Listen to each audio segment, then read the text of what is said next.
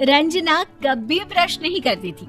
उसे कितनी बार उसके माँ बाप ने डांटा, लेकिन उसका कोई असर उस पर होता ही नहीं था, जिस कारण से उसके दांत पीले पीले हो जाते हैं। शादी के बाद अरे बहू, वैसे तो तुझ में कोई कमी नहीं है, पर तेरे दांत इतने पीले कैसे हैं बेटा? कैसे मतलब? कोई सर्जरी थोड़ी ना कराइए। वो तो क्या नाम, मैं ब्रश नहीं करती थी तो पीले हो गए। अब क्या करूं? आप कहें तो लाल करवा लूं या फिर काले? यार ये क्या है, क्यों माँ से लड़ रही हो? लड़ रही हूँ? अरे मैं लड़ रही हूँ या ये बोल रही है कि दांत पीले हैं, पीले? अरे तपस्या थोड़ी ना की है इन्हें पीले करने के लिए। बकायदा ब्रश नहीं किया है 20 साल तक, तब जाकर। छी, कैसी बात कर रही हो? ये उस वक्त तो पीले नहीं थे जब हम लोग तुम्हें देखने आए थे।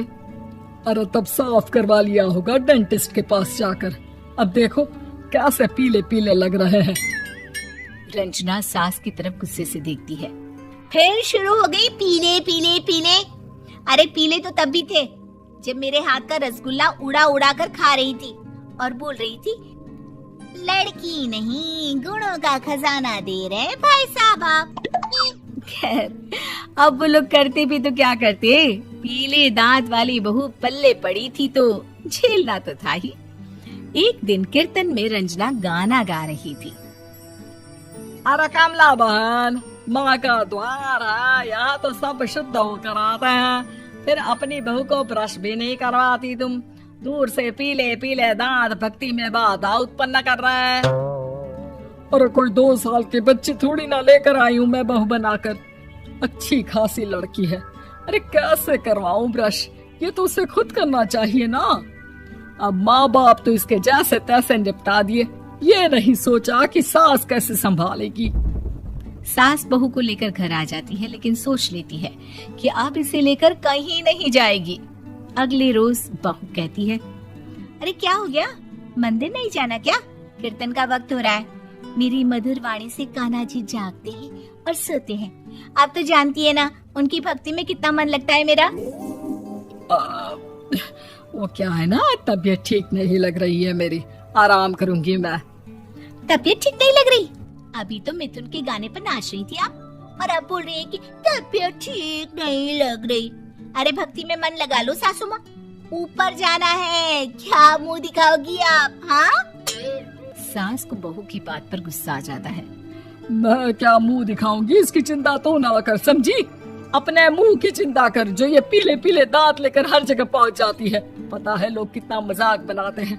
ना जी ना, मैं नहीं जाना कहीं तेरे साथ। तो ये बात है। कोई ना, मत जाओ, मैं अपने कमरे में ही बैठकर भक्ति कर लूंगी। ऊपर वाला दांत थोड़ी ना देखता है, मन देखता है, भावना देखता है। और अरे बस बस, तू सब कुछ दिखा, बस ये सफेद चमकदार दांत ना दिखाना किसी को, है? जा यहाँ से। बहू को सास की बात का कोई फर्क नहीं पड़ता, वो तो जैसी थी वैसी ही रह जाती है। सुबह नहाकर किचन में खाना बनाना, फिर खाना खाना, कीर्तन भजन करना और सो जाना। एक दिन, माँ जी मैं सहेली के घर जा रही हूँ, शाम को लेट आऊंगी।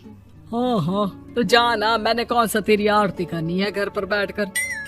रंजना सहेली के घर जाती है, जहाँ वो पार्टी में जाने की तैयारी कर रही होती है। अरे शिखा, कहाँ जाने की तैयारी कर रही है? मैं गलत वक्त पर आ गई क्या?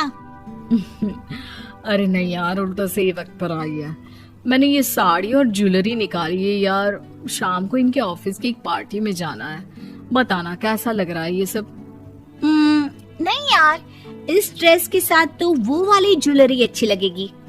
हाँ हाँ सही बोल रही है, मैंने ध्यान ही नहीं दिया। वैसे तो हमेशा से मस्त फैशन सेंस रखती है। तो बड़ा जाती होगी ना पति के साथ पार्टी में।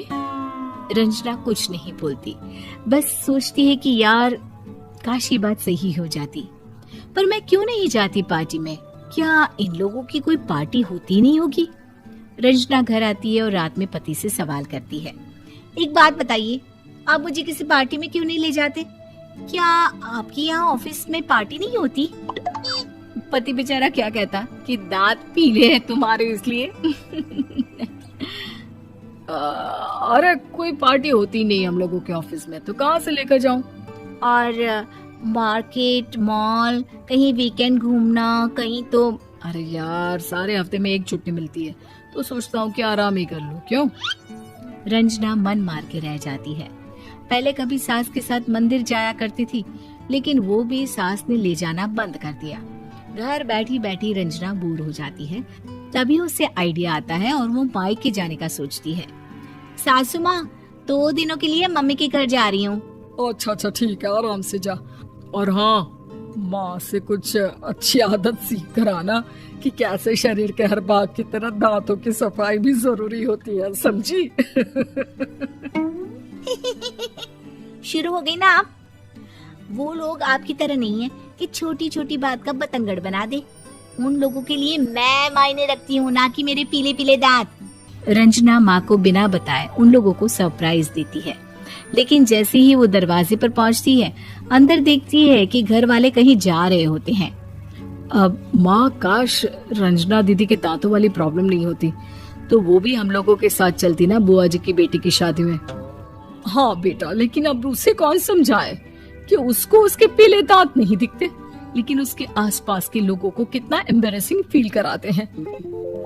मुझे तो कितनी बार उसके स्कूल की टीचर ने शिकायत की कि उसके साथ कोई लड़की बैठना भी नहीं चाहती, और ना ही कॉलेज में कोई उससे बात करना चाहता था। लेकिन पता नहीं क्यों उसे ये बात समझ में ही नहीं आती। कोई कमी नहीं है उस लड़की में, बस यही कि दांत पीले हैं। वो तो भला हो जीजाजी और उनकी माँ का, जो दीदी को जैसी है वैसे ही रखा हुआ है। रंजना को अपने घर वालों की बात सुनकर बहुत दुख होता है। वो सोचती है कि वो क्या करे, लेकिन फिर वो सीधा डेंटिस्ट के पास जाती है, अपने दांत चमकाती है और कसम खाती है कि वो रोज ब्रश करेगी। अरे क्या हो गया? तुम तो 2 दिनों के लिए गई थी ना। पर कोई ना, अच्छा है, चलो आ गई तो। रंजना सास के सामने आकर खड़ी हो जाती है और पूरी स्माइल करती है, उसके चमकदार दांतों को दिखाती हुई। चले मंदिर।